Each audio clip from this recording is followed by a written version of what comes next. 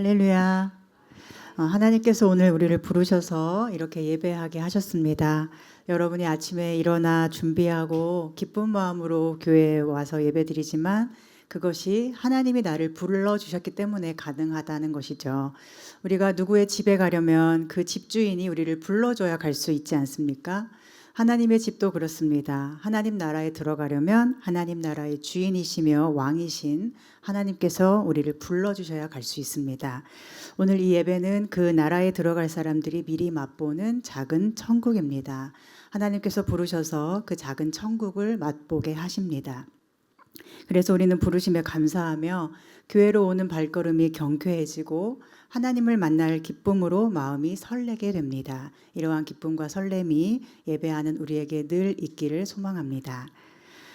그런데 오늘 본문을 보면 단지 우리가 예배 한번 잘 드리도록 부르신 것은 아니라는 것을 말씀하고 있어요. 하나님이 우리를 부르신 이유에 대해서 29절에 이렇게 말씀합니다. 하나님이 미리 아신 자들을 또한 그 아들의 형상을 본받게 하기 위하여 미리 정하셨으니 이는 그로 많은 형제 중에서 맏아들이 되게 하려 하심이니라. 하나님이 우리를 부르신 이유, 그것은 결국 최종적으로 우리를 그 아들이신 예수님의 형상을 본받도록 하는 것입니다. 예수님을 많은 형제 중에 맏아들이 되게 하려 하심이라고 하는데 이건 무슨 뜻이에요?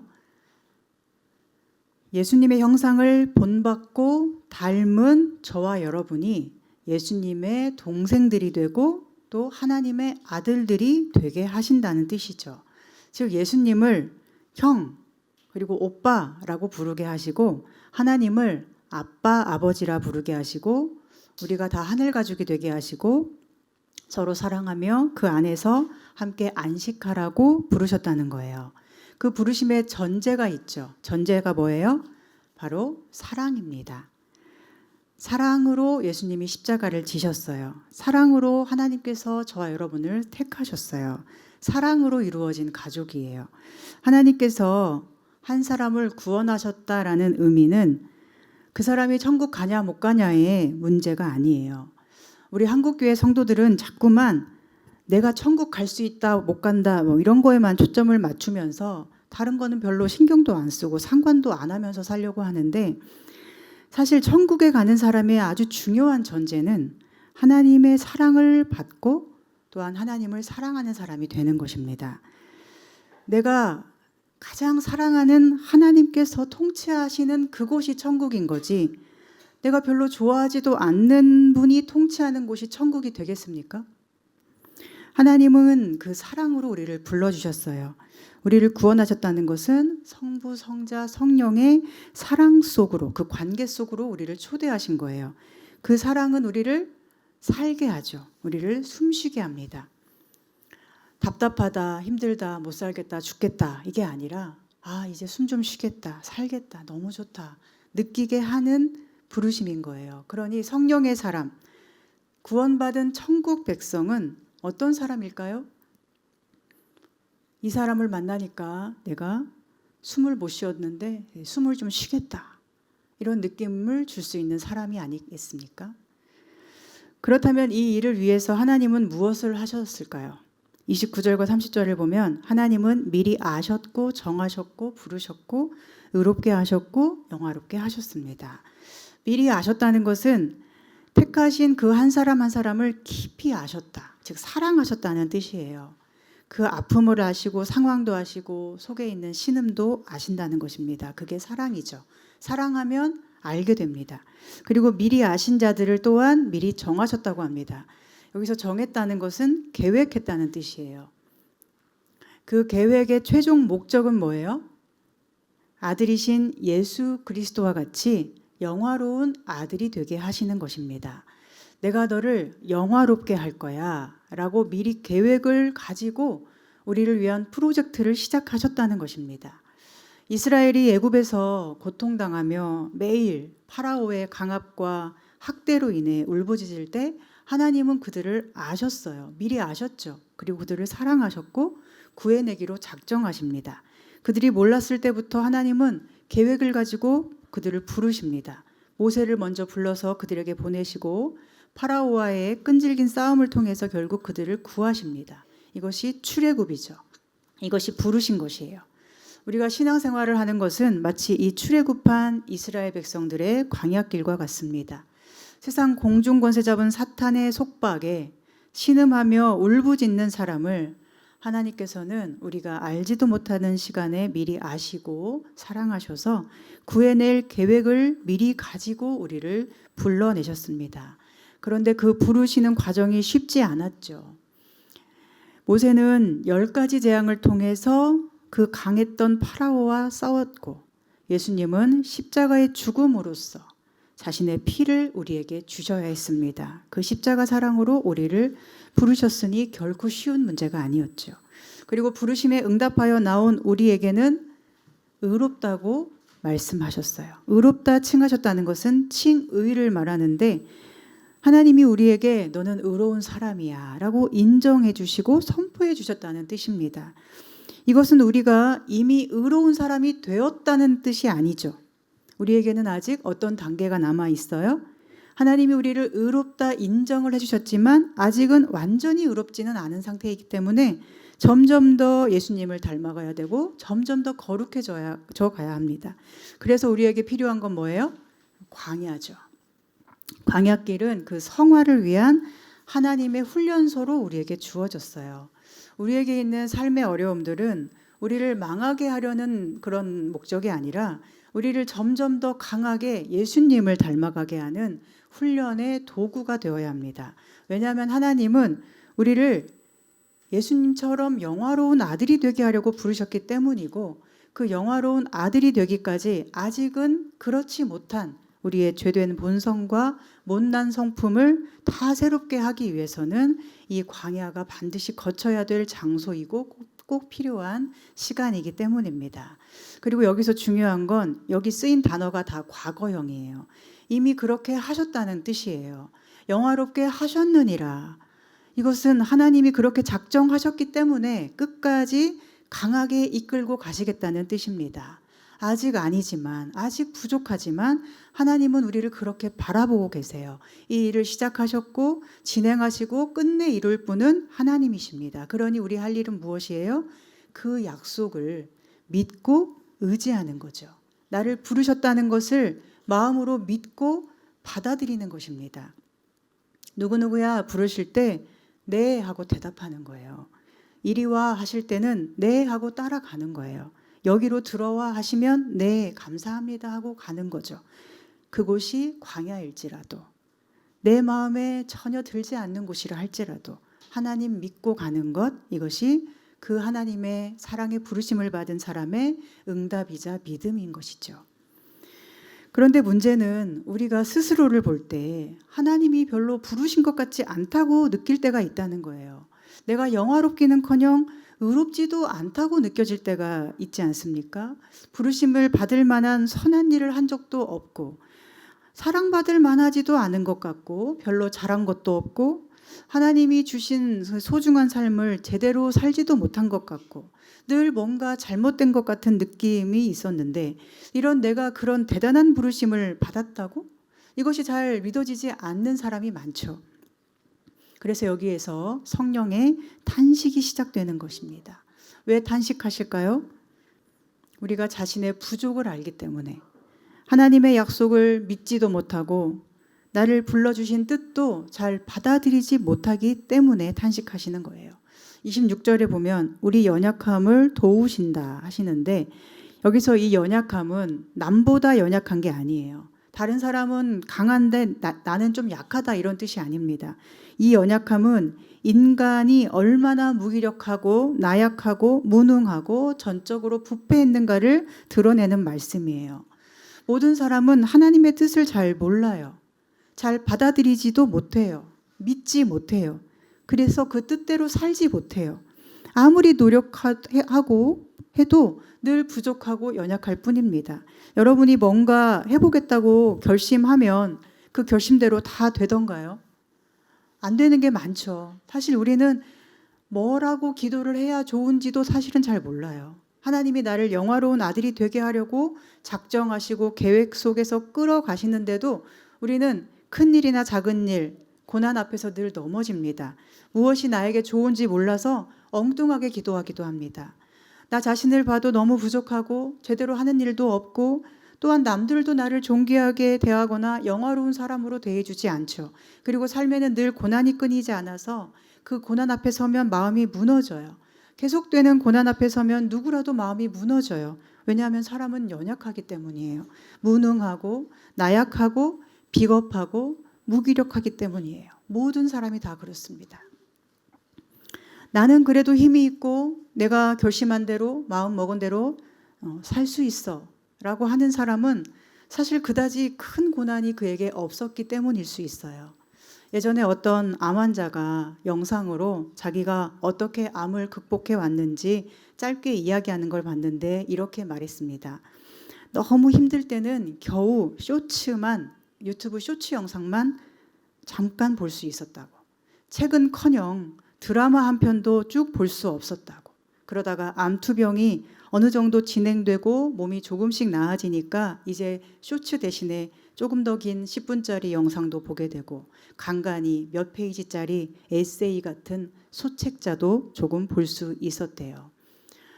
저도 너무 공감을 하는 게 제가 투병하던 지난 2년이 그랬습니다. 책을 볼 힘이 전혀 없었어요. 한 주 한 주 설교 준비를 해야 하니까 어쩔 수 없이 주석도 봐야 하고 했지만 저도 겨우 유튜브 영상 조금 볼 수 있었습니다. 그리고 조금 나아지니까 TV도 볼 수 있더라고요. 저도 그러면서 깨달은 것이 마음에 조금이라도 힘이 있어야 책도 볼 수 있고 TV도 보고 영화도 보는구나 였습니다. 사람이 얼마나 연약한 존재인지를 지난 몇 년간 처절하게 깨닫게 되었습니다. 고난이 오고 그 고난이 끝이 없이 계속되는 것 같을 때 연약한 우리 심정은 어떤가요? 당연히 아프고 괴롭고 슬프고 절망에 빠질 수도 있어요. 하나님의 약속이 저 멀리 안 보이는 것처럼 느껴져서 힘들죠. 그래서 불면증, 무기력증, 우울증, 공황장애 같은 증상들이 불신자에게만이 아니라 신자들에게도 있는 거예요. 숨을 못 쉬는 거예요. 가슴이 벌렁거려서 잠을 못 자는 거예요. 그렇기 때문에 성령님이 탄식하시는 것입니다. 그 탄식의 이유가 뭐냐면 너 왜 그렇게 못났어? 그거밖에 안 돼? 라는 비난하는 탄식이 아니에요. 한숨 쉬는 탄식이 아니에요. 성령의 탄식은 우리의 그 고통과 절망을 함께 아파하시는 탄식입니다. 27절에 마음을 살피시는 이가 성령의 생각을 아신대요. 하나님은 마음을 살피시고 다 꿰뚫어 보시고 우리의 마음을 다 아시는데 우리 안에서 탄식하실 수밖에 없는 성령의 모든 생각을 하나님이 아신다는 거예요.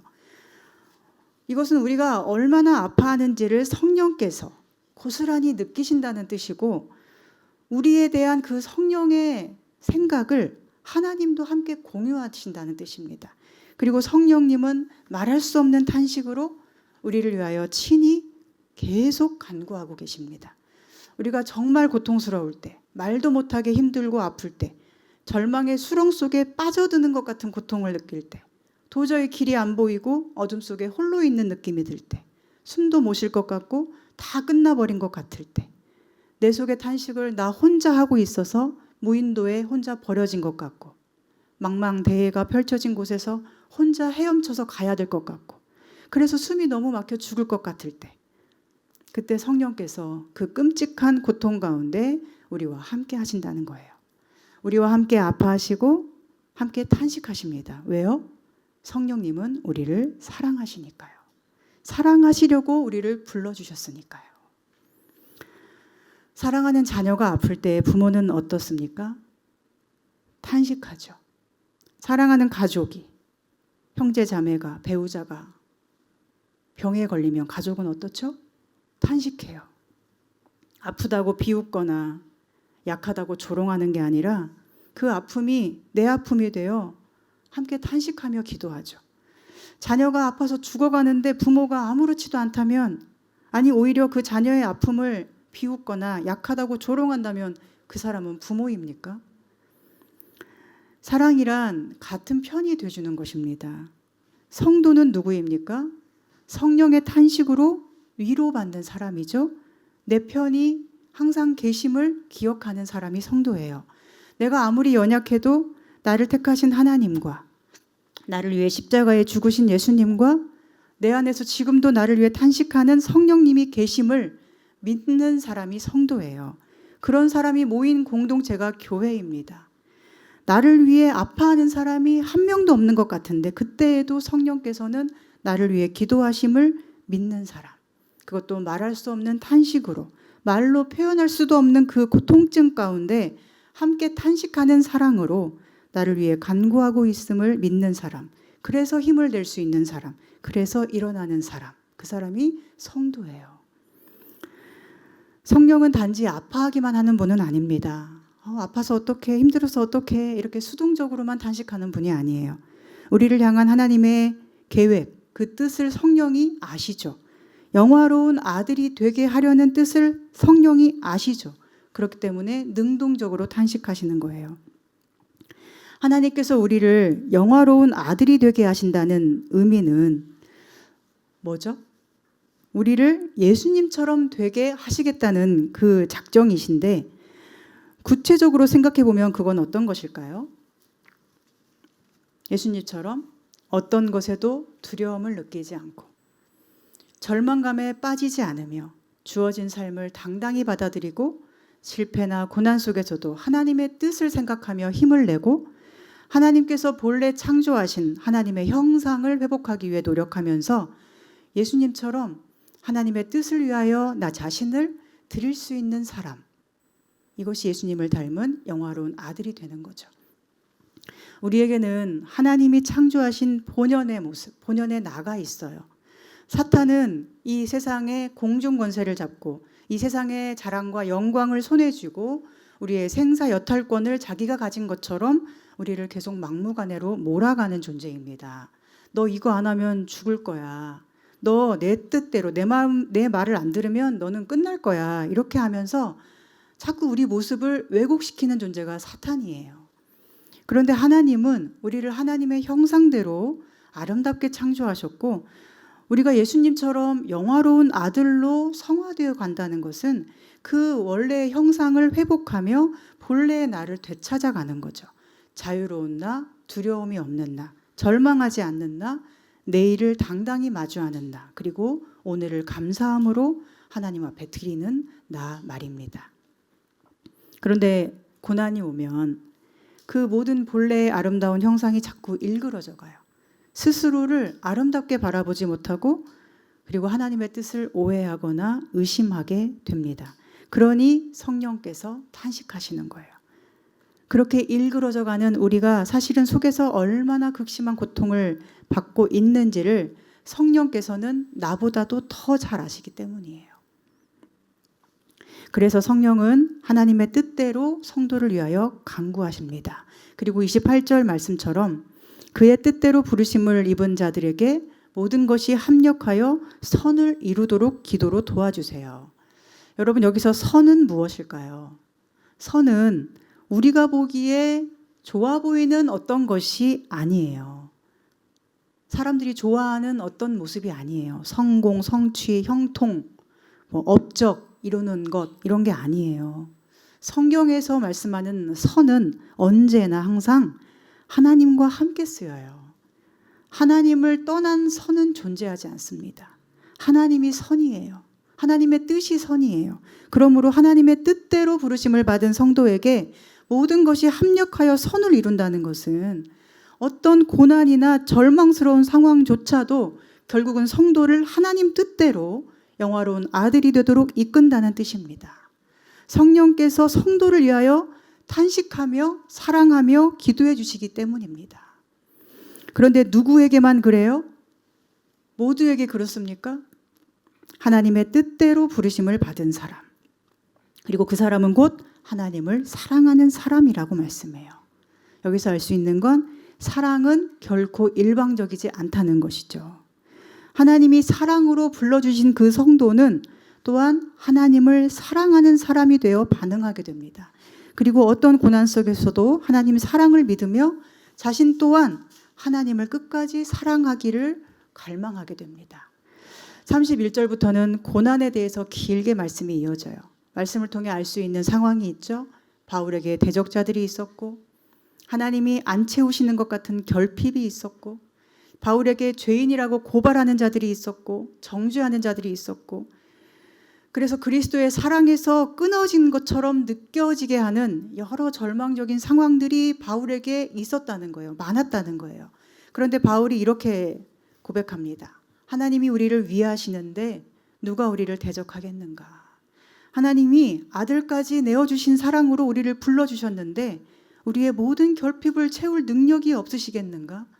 하나님이 나를 십자가로 의롭다 하셨는데 감히 누가 나를 고발할 수 있는가? 그리고 예수님이 나를 위해 지금도 중보하고 계시는데 감히 누가 나를 정죄하는가? 누가 정죄해요? 사탄이 정죄하죠. 사탄은 우리의 고난과 아픔을 통하여 우리를 정죄합니다. 그것 봐. 너 실패하고 잘 안 되는 거 보니까 하나님 너 사랑하지 않는 거잖아. 그런데 하나님은 말씀하세요. 너를 사랑하기 때문에 고난을 통해서라도 내가 너를 반드시 단련시킬 것이며 나의 영화로운 아들의 자리에 세울 거라고요. 그리고 이 세상의 죄가 주는 고난이 아무리 극심히 너를 괴롭힐지라도 너는 나의 사랑 안에 있으니 안심하라고. 뭐를 하려고 하지 말고 너는 그냥 그 자리에서 끝까지 나를 사랑하면 돼 라고 하십니다. 35절입니다. 누가 우리를 그리스도의 사랑에서 끊으리요? 환난이나 곤고나 박해나 굶주림이나 헐벗음이나 위협이나 칼이랴.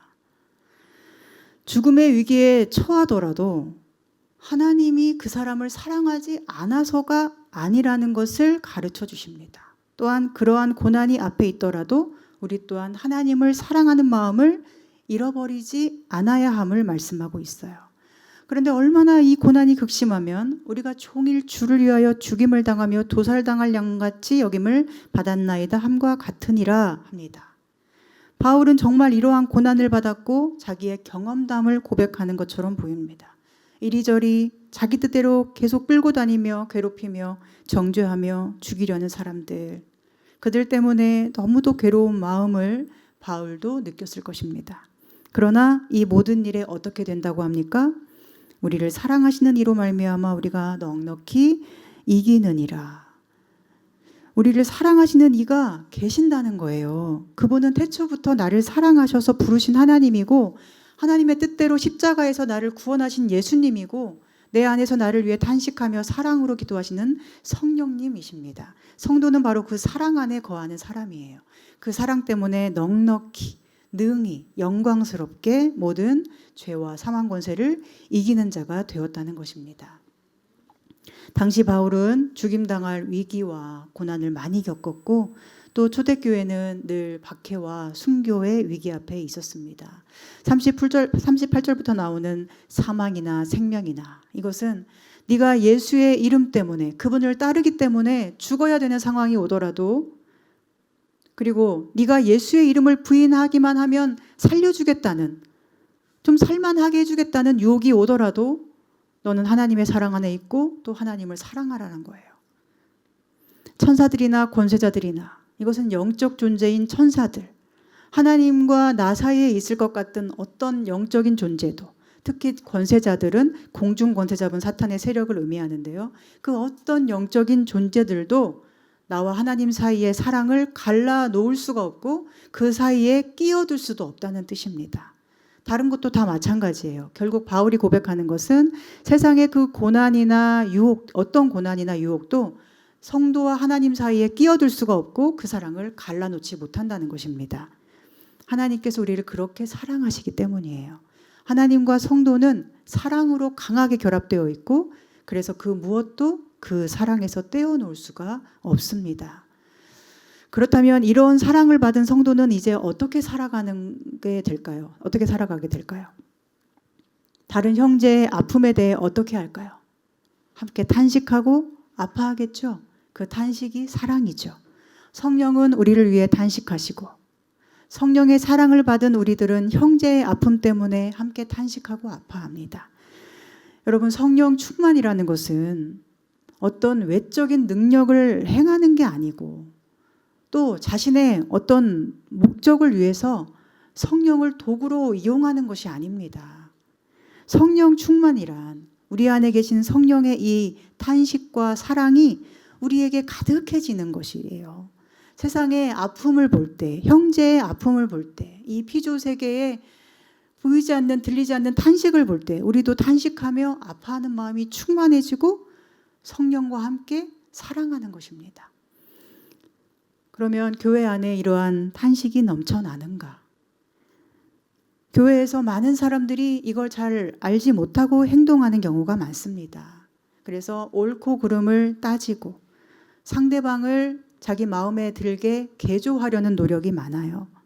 심지어 하나님의 말씀인 설교를 들을 때도 스스로 비평가가 되어서 말씀을 분석하고 평가하려는 사람이 한국 교회에 많죠. 그런데 기억할 것은 성령님이 우리를 부르신 것은 다른 사람을 개조하라고 부르신 게 아니라는 거예요. 우리를 사랑하시고 우리를 위해 탄식해 주시고 우리도 그렇게 탄식해 주는 사람 되라고 부르셨어요. 그런데 만약 서로의 아픔은 관심도 없고 궁금하지도 않으면서 그저 자기 마음에 안 드는 작은 실수 같은 거 발견하면 물어뜯어 죽이려고 한다면 그 사람은 과연 주님의 형제일까요? 주님의 몸된 교회의 지체입니까? 오히려 그 주님의 몸을 죽이는 사람이 아니겠습니까? 얼마 전에 월드컵이 끝났는데 월드컵 그 경기 때마다 우리나라 국민에게 가장 중요한 건 뭐예요? 우리 편이 이기는 거잖아요. 누구 편이냐가 제일 중요합니다. 최종 우승을 스페인이 했다고 했는데 그 우승이 우리가 기쁩니까? 하나도 기쁘지 않죠. 왜냐하면 우리 편이 아니니까요. 한국 사람은 한국 국가대표팀의 편이 되어서 응원하는 게 당연해요. 그런데 다른 나라와 경기할 때 아니면 어떤 일본하고 경기를 할 때 그 나라 편이 돼서 응원을 하거나 한국 선수들에게는 막 야유를 보내면서 잘 못하게 한다면 그 사람은 누구 편이에요? 성경은 우리에게 분별하는 지혜를 가지라고 합니다. 그런데 분별한다는 것은 옳고 그름을 분석한다는 의미가 아니라 진리와 거짓을 분별하라는 거예요. 무엇이 진리이고 거짓인지, 무엇이 하나님의 뜻이고 아닌지, 누가 정말 예수님 안에 있는 사람인지, 누가 그렇지 않은지 정확하게 말씀 안에서 분별할 줄 알아야 합니다. 왜 분별해야 됩니까? 왜냐하면 거짓에 넘어가면 안 되니까요. 진리 안에 굳건히 서 있어야 하니까요. 그래야 영화로운 하나님의 아들이 될 수 있고 예수님의 동생이 될 수 있으니까요. 교회를 선택하여 다닐 때 그리고 목회자를 바라볼 때도 기준은 오직 하나예요. 진리이냐 거짓이냐 이것만이 중요해요. 목회자의 어떤 모습이 마음에 들지 않거나 내 마음에 드는 게 중요한 게 아닙니다. 저분이 진리를 가지고 진리를 전하는 목사님이면 그 진리를 지키기 위하여 어떤 상황에도 함께 편이 돼주고 그 고통에 탄식해 주어야 올바른 성도이고 좋은 성도입니다. 그런데 오늘 한국교회는 어떻습니까? 진리냐 거짓이냐는 하나도 중요하지 않은 것처럼 돼버렸고 진리를 위해 헌신하는 목회자냐 아니냐도 별로 중요하지 않게 되었죠. 오히려 말을 얼마나 잘하는가, 얼마나 설교를 재밌게 하는가, 얼마나 학벌이 좋으며, 얼마나 우리 교회 그 큰 교회 같은 데 보면 얼마나 우리 교회 급에 맞는 이력들을 가지고 있는가, 얼마나 사람의 이성과 지식에 대한 욕구를 만족시켜 주는가, 얼마나 사람의 감정에 잘 호소하여 감동받는 기분을 느끼게 해주는가, 얼마나 많은 사람이 인정하고 들어주는 그럴듯한 설교를 하느냐, 이것만 중요해진 것 같습니다. 그러나 우리의 기준은 언제나 진리와 거짓입니다. 많은 사람이 듣는다고 좋은 설교가 아니고 적은 숫자가 듣는다고 듣지 않아도 되는 쓸데없는 말이 아니라는 것입니다. 예수님은 선한 목자라고 자신을 소개하셨어요. 그러면서 삭군을 조심하라고 하셨어요. 삭군은 단지 돈 받고 일하는 사람을 뜻하는 게 아니라 거짓된 목자를 뜻해요. 진리 안에 있지 않은 목자 말입니다. 만약 교회에 진리가 없다면 그 교회는 아무리 좋아 보여도 다니면 안 돼요. 우리 교회에 진리가 없다면, 목사인 제게 진리가 없거나 제가 예수님 안에 있지 않은 사람 같이 보이면 여러분은 이 교회 다니시면 안 됩니다. 그러나 진리 안에 있다면, 예수님 안에 있다면 옳고 그름 따지며 싸우려 하지 말고 먼저 편이 되어서 거짓에 맞서 싸울 용기를 내야 합니다. 하나님은 우리를 서로의 부족함을 지적하라고 부르신 게 아니고 상처를 후벼 파라고 부르신 게 아니기 때문이에요. 진리 안에서 함께 사랑하라고, 그리고 밖에 있는 거짓과 함께 싸우라고 부르신 거예요. 우리가 이단 하는데 이단은 정통과 다 다른 게 아니에요. 끝만 조금 다른 게 이단이에요. 끝 단자잖아요. 다른 대부분은 거의 같아요. 그런데 그 조금 다른 끝이 그걸 이단이 되게 해요. 한 방울 떨어뜨려진 가짜 복음이 전체 말씀을 거짓으로 만듭니다. 그러면 오늘날의 이단 사상은 무엇입니까? 돈과 성공이 신앙의 중요한 목적이 되는 거예요. 그리고 자기 의와 자기가 한 어떤 선행이 예수님이 이루신 십자가의 공로보다 더 귀중한 것처럼 평가되는 거예요.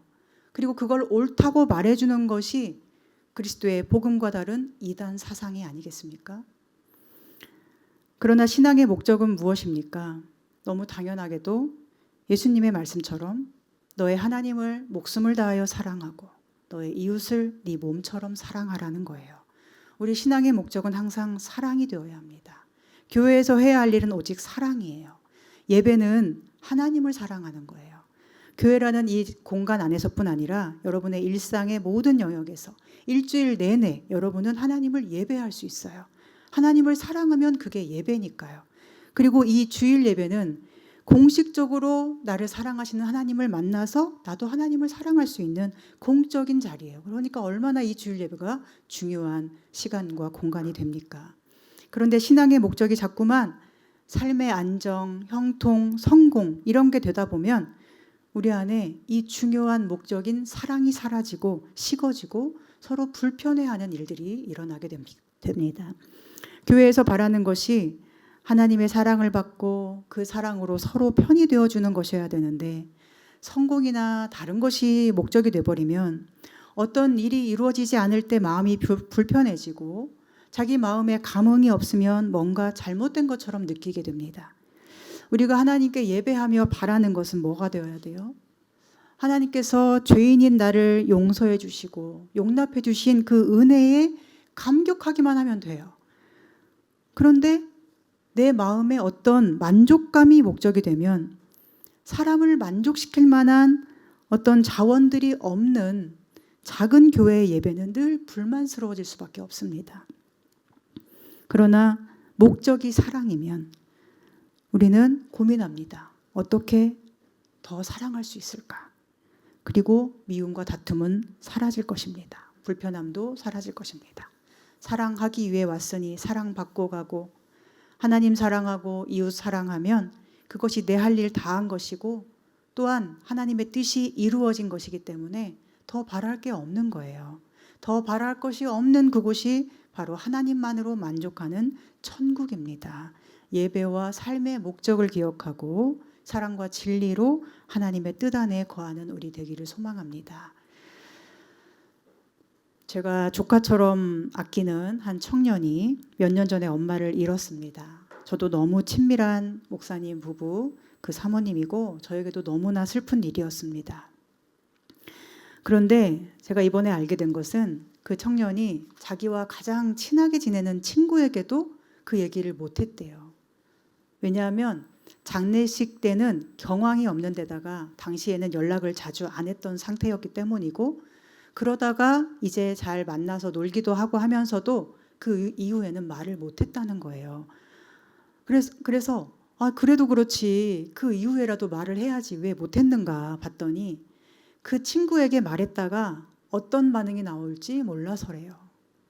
우리 엄마 돌아가셨어라고 했을 때 그 친구가 보일 반응이 얼마나 평소에 이상한 것들이 많았으면 가장 힘들고 그 어려운 상실감을 가장 친하다는 친구인데 전혀 나누지 못할까 생각하니까 너무 마음이 아팠습니다. 그렇게 이제 만 3년이 지나고 교회에서 집사님들과 함께 엄마가 사모님이셨기 때문에 성도들의 요청으로 추도 예배를 함께 가게 됐는데 거기서 두 분의 권사님과 집사님이 추도사를 준비해 오셨다고 해요. 한 권사님은 본인이 암투병하며 항암하며 아무것도 입에 대지도 못할 때 사모님이 갈비찜을 해주셔서 그 덕분에 입맛을 회복했다고 하면서 막 우셨대요. 그리고 한 집사님은 본인이 교회에 처음 왔을 때 너무 낯설었는데 그런 자신을 사모님이 너무 반갑게 맞아주셔서 감사했다면서 울먹였대요. 그런데 이것이 이 청년에게 가장 큰 위로가 되었다고 합니다. 그동안 자기는 마음이 너무 힘든데 아무도 엄마 이야기 하지 않고 가장 가까운 할머니, 친고모도 엄마 이야기는 아예 하지 않으면서 잘하고 살라고, 잘하라고 이런 조언만 하니까 마치 엄마는 원래 없던 사람처럼 된 것 같아서 너무 슬펐다는 거예요. 그런데 그 3년 만에 추도사를 통해서 이 두 분이 엄마를 생각하며 함께 울어주고 슬퍼해주는 그 마음에 그동안의 아픔이 위로를 받았다는 이야기를 들었습니다. 여러분, 사랑은 이런 것입니다. 아픔을 공감하며 탄식하는 것. 그런데 혹시 우리는 교회에서 우리가 하나님의 아들이고 예수님의 형제 자매라고 하면서도 내 아픔을 말하지도 못하고 아픔을 말하면 어떤 반응이 나올지 몰라 더 상처받을까 봐 말을 못하게 하는 사람은 아니었을까요? 예수님은 이 땅에 계실 때 많은 고통을 당하셨습니다. 갓난아기일 때부터 이 땅의 왕이었던 헤롯 때문에 학살의 위협을 당하셨고 먼 애굽 땅에 갑자기 빛이 나요. 삶의 기반이 전혀 없는 인생을 그 가정이 살아야 했고 다시 유대 땅에 돌아와서도 누가 뭐 준비해놨겠어요? 집이라도 있었겠어요? 아무것도 없는 빈손으로 모든 것을 시작해야 했어요. 바리새인, 서기관, 제사장들은 자기들이 하나님의 선택받고 사랑받는 백성이라고 주장하면서 어떻게 합니까? 예수님께서 내가 하나님의 아들이다 말씀하실 때마다 뭐래 웃기고 있네 이렇게 조롱하고 미워하고 정죄하다가 결국은 십자가에 못 박아서 죽여버립니다. 그러면 그 모든 순간에 성령께서는 누구 편에 계셨을까? 이걸 우리는 생각해야 돼요. 성령님은 자신들이 하나님의 백성이라 주장하는 그들 편에 계셨을까요? 아니면 그 사람들도 하나님의 선택받은 백성이라고 하니까 그들 편에도 계시고 예수님 편에도 계실까요? 당연히 예수님 편에 계시지 않겠습니까? 성령님은 예수 그리스도의 영이시고 진리의 영이에요. 성령은 결코 거짓된 편에 서지 않으세요. 사람을 고통스럽게 하고 사람을 비웃고 억울하게 만드는 사람들의 편이 아니십니다.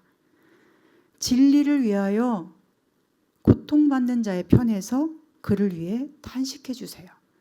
하나님의 영화로운 아들들은 바로 그 사랑의 탄식으로 위로받는 사람들입니다. 오늘 우리 교회는 어려운 시기를 지나고 있습니다. 목회자인 저는 아직 완치 판정까지는 3년이 남았고요. 먹는 약 때문에 몸이 계속 안 좋아지고 계속 먹어야 되니까 계속 더 안 좋아질 것 같아요. 또 언제 전이 재발이 될지 모르는 두려움이 항상 있습니다.